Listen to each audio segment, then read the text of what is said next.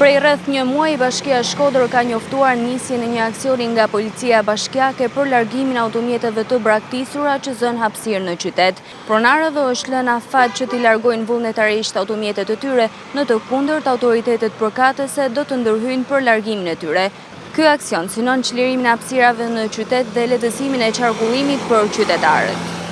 Bashkia Shkodër ka njoftuar prej afro një muaji nisjen e aksionit për largimin e automjeteve të braktisura që prej kohësh zën hapësirat publike në qytet dhe pengojnë qarkullimin normal të mjeteve dhe këmbësoreve.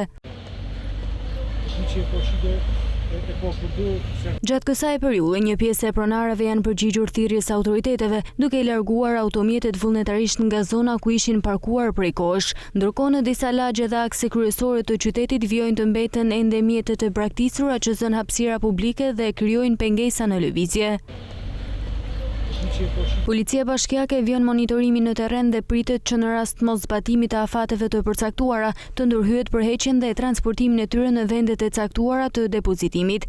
Aksioni ka për qëllim lirimin e hapësirave publike, përmirësimin e qarkullimit rrugor dhe rritjen e sigurisë dhe aksesit në qytet.